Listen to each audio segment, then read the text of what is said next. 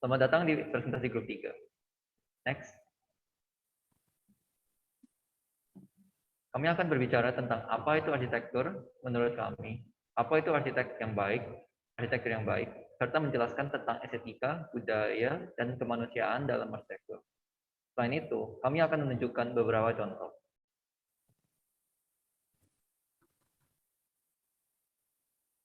Yang pertama, kami akan menjelaskan apa itu definisi arsitektur.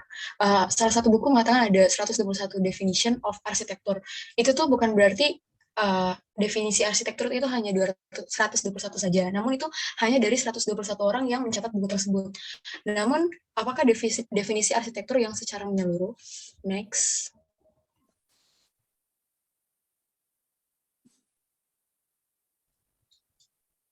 Nah, definisi arsitektur itu bisa dipengaruhi oleh perbedaan pemikiran dan pemahaman.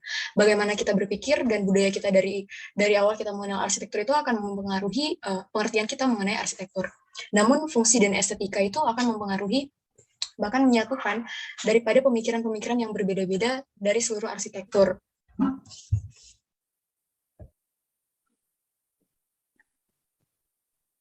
Lalu untuk selanjutnya, apa sih arsitektur yang baik itu? Arsitektur yang baik menurut kami itu merupakan karya yang tidak dapat hanya memberikan keindahan dari suatu bangunan tersebut, tetapi kita juga harus memikirkan beberapa aspek itu.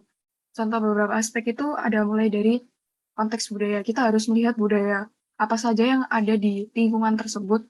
Lalu kita dari konteks budaya itu kita bisa perancang tapak dari lingkungan sekitar itu. Lalu dari bangunan itu tidak hanya sebuah bangunan, pasti kita memiliki tujuan untuk bisa menggunakan bangunan itu bisa memiliki fungsi yang berguna buat manusia juga. Tidak hanya fungsi, tetapi selanjutnya bangunan itu harus memiliki struktur yang baik dan kokoh supaya bangunan itu tidak merugikan manusia yang menggunakan.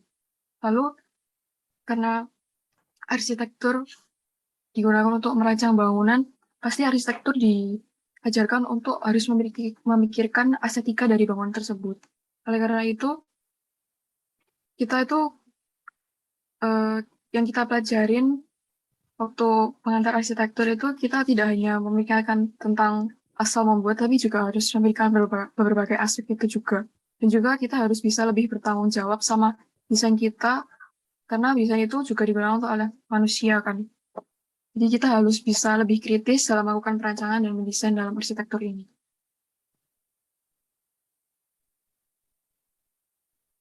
Ketika kita berbicara tentang arsitektur, tentu pasti ada konteks yang dibicarakan. Dan beberapa konteks di dalam arsitektur ada estetika, budaya, dan manusia. Mungkin waktu kita melihat arsitektur, kita seringkali mengaitkan arsitektur itu dengan suatu karya seni, yang kita bisa bilang itu estetika. Contohnya kalau misalnya kita lihat gedung-gedung di luar, yang desainnya unik-unik. Tapi apa yang kita lihat di luar itu, desain-desain unik-unik itu tidak hanya dipengaruhi oleh estetika atau keindahan. Nah, dalam arsitektur, estetika itu berkaitan dalam keindahan bangunan yang dibuat seperti yang sudah dibilang. Tetapi itu juga pentingnya hanya untuk memberi kesan pertama bagi pengguna, supaya orang tuh bisa tertarik dan waktu ngelihat tuh kayaknya ada dorongan untuk melihat lebih lagi. Nah, dan kalau misalnya kita ngomong estetika itu nggak bisa didefinisikan sama definisi satu orang aja. Karena apa yang menurut A misalnya indah itu belum tentu buat orang lain itu indah. Nah, karena itu perlu ada juga pengenalan akan budaya. Dan budaya ini berbicara tentang budaya, bukan hanya budaya misalnya dalam negeri, ada budaya yang secara umum dilakukan oleh semua orang, tapi juga budaya yang lebih rinci lagi mungkin terhadap penggunanya, atau misalnya kalau kita buat rumah terhadap keluarga yang menghuni. Nah, dan budaya itu juga berperan penting dalam memberi keindahan dalam sebuah bangunan. Nah, untuk kita bisa mengenal budaya, tentu kita juga harus mengenal manusianya. Karena akhirnya budaya itu dipengaruhi oleh sikap perilaku manusia yang akhirnya karena dilakukan terus-menerus, akhirnya membentuk suatu budaya. Nah, waktu kita bisa tahu budaya, dan kita bisa juga mengenal lebih lagi tentang pengguna yang akan menggunakan bangunan kita buat, kita akan bisa memiliki persepsi yang sama mengenai estetika dengan pengguna bangunan.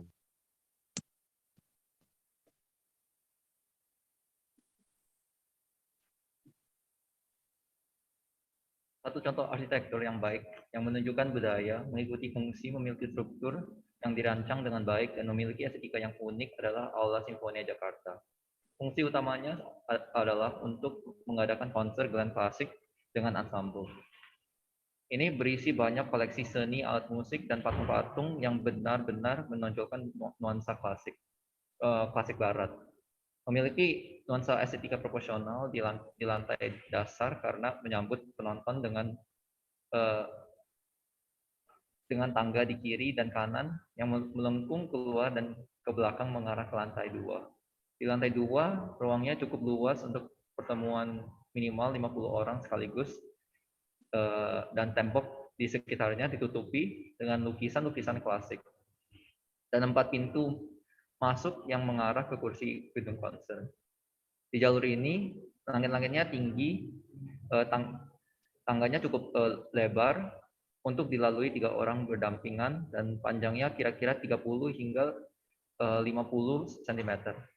Dinding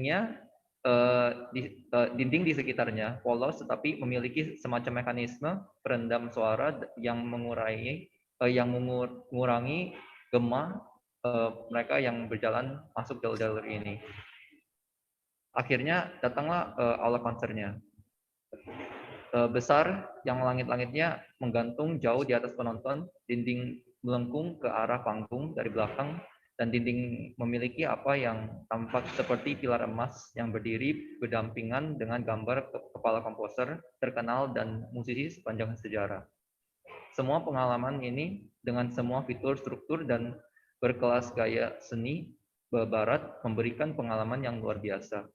Membawa mereka yang datang ke sini tempatkan bagian dari apa yang raja dan ratu di masa lalu bisa alami. Next.